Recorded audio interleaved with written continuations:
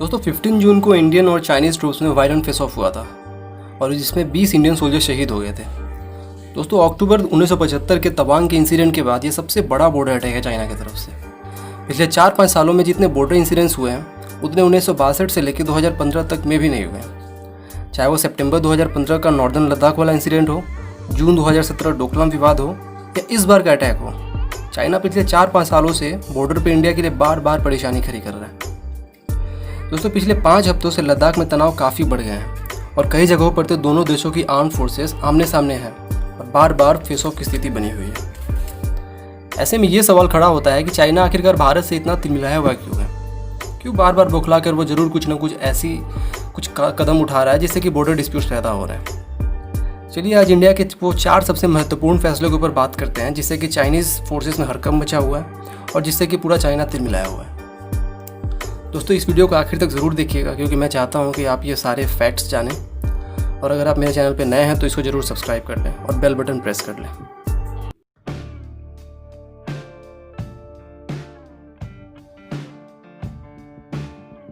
दोस्तों सबसे बड़ा और सबसे अहम कारण माना जा रहा है दरबुक श्योक दौलत बेग ओल्डी रोड के कंस्ट्रक्शन का, जिसे DSDBO भी कहा जाता है। दोस्तों ये बहुत इंपॉर्टेंट है भारतीय सेना के लिए। यह रोड लद्दाख के नॉर्दर्न मोस्ट कॉर्नर में है और LAC चाइना के ऑलमोस्ट पैरेलल रन करती है, जिसे चाइना ने 1950 से ऑक्यूपाई कर रखा है। इस रोड के बनने से LAC line of actual control महज 10 किलोमीटर की दूरी पर आ गई है। यह रोड ऑल वेदर रोड है क्योंकि इसे हर वेदर में यूज़ कर सकते हैं हम, क्योंकि इस रोड के along 37 pre fabricated military truss bridges बने हुए हैं। दोस्तों आप देख सकते हैं वीडियो स्क्रीन पे कि ये ब्रिजेस कैसी होती हैं। दोस्तों यह रोड वर्ल्ड की हाईएस्ट एयर स्ट्रिप है। मैं ये बताना चाहूँगा कि एयर स्ट्रिप एक ऐसी एरिया होती है जहाँ से कोई भी एयरक्राफ्ट लैंड करा सकते हैं या टेक ऑफ कर सकते हैं। इससे हम किसी भी वार के लिए अपनी फाइटर प्लेन या एयरक्राफ्ट से एम्यूनेशन जल्द मंगा सकते हैं, जो कि पहले पॉसिबल नहीं था, मतलब इस रोड के बनने से पहले पॉसिबल नहीं था। दोस्तों मैं ये बताना चाहूँगा कि जब ये रोड नहीं बनी थी तब इंडियन फोर्सेस को LAC तक पहुँचने के लिए पैदल चलना पड़ता था और पेट्रोलिंग में बहुत प्रॉब्लम होती थी। कई दिन लग जाते थे दोस्तों LAC पहुँचने में, लेकिन अब वो वैसी सिचुएशन नहीं आती। अब वो कुछ ही घंटे में पहुंच सकते हैं व्हीकल के थ्रू। दोस्तों बेहद नामुमकिन सी लगने वाली ये 255 किलोमीटर की रोड बनने से चाइना में हड़कंप मचा हुआ है, क्योंकि इससे काराकोरम पास भारतीय सेना के जद में आ गया है और लद्दाख की बॉर्डर से कनेक्टिविटी भी काफ़ी बढ़ गई है। दोस्तों यहाँ भारत ने अपनी डिफेंस फैसिलिटी भी काफ़ी बढ़ा दी है। तो इससे हम देख सकते हैं कि यह रोड बनने से कितना फ़ायदा होने वाला है हमारे देश को और हमारी सेना को।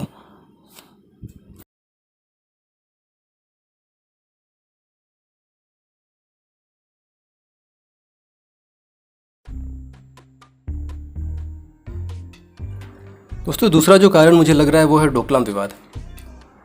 दोस्तों 2017 में चाइना ने भूटान से सटे विवादित डोकलाम में सड़क बनाने की कोशिश की थी। यह डोकलाम इलाका चाइना और भूटान के बीते वर्षों से बहुत विवादित रहा है। ये दरअसल चाइना और भूटान के ट्राई जंक्शन पर है, जहां भारत के सिक्किम की सीमा भी मिलती है।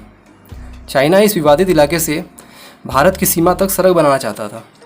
यह विवाद भूटान और चाइना के बीच था, लेकिन भारतीय सेना ने यहाँ चीन की PLA सेना को टक्कर दी और आखिरकार चाइना को पीछे हटना ही पड़ा और इससे उसकी सड़क नहीं बन पाई।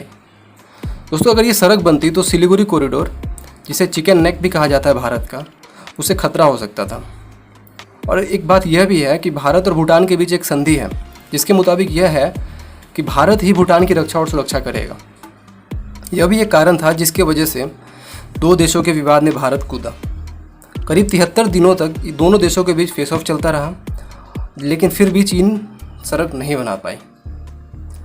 दोस्तों डोकलाम इशू से चाइना पीछे तो हट गया, लेकिन उसे यह कतई बर्दाश्त नहीं हुआ कि भारत दो देशों के विवाद के बीच में आया, और न केवल बीच में आया बल्कि चाइना जैसी सुपर पावर को पीछे हटने पर मजबूर भी कर दिया।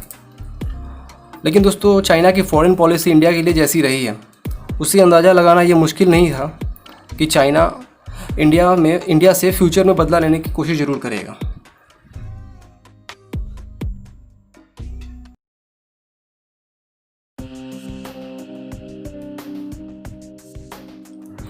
दोस्तों जो तीसरा कारण है जिसकी वजह से चाइना में हड़कंप मचा हुआ है वह है इंडिया की मैकेनाइज्ड फोर्सेस।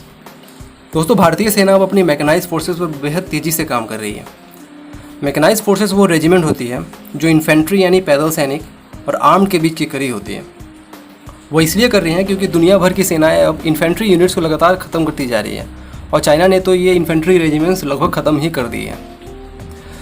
दोस्तों, मैकेनाइज इन्फेंट्री रेजिमेंट में फोर्सेस जो होते हैं वो tanks, LMG, mortar, anti tank missiles के अंदर आर्म्ड रहते हैं और ये व्हीकल बहुत महत्वपूर्ण हो जाते हैं छोटे छोटे वार में। दोस्तों, डोकलाम विवाद के बाद भारतीय सेना ने एक इंटीग्रेटेड बैटल ग्रुप IBG तैयार किया है जिसमें infantry forces, infantry combat vehicle, helicopter सब एक साथ ऑपरेट करते हैं और किसी भी शॉर्ट और स्विफ्ट वार के लिए बहुत ही सटीक चीज़ है ये। दोस्तों, भारत चीन के खिलाफ एक लंबे युद्ध के लिए अलग तरीके से तैयारी कर रहा है। अपनी सेना को पिछले कुछ साल में वेस्ट बंगाल के जो पानागढ़ डिस्ट्रिक्ट है उसमें एक कोर खड़ी कर रही है जिसका नाम है माउंटेन स्ट्राइक कोर। दोस्तों, भारतीय सेना की 17वीं कोर को ब्रह्मास्त्र के नाम से जाना जाता है। इस कोर को पहाड़ में लड़ने के लिए तैयार किया जा रहा है।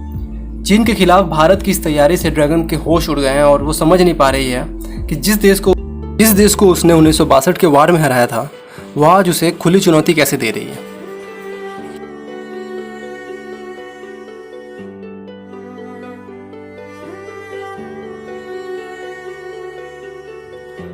दोस्तों, जो चौथा कारण है मुझे लगता है वो इंटरनेशनल रिलेशन है भारत का।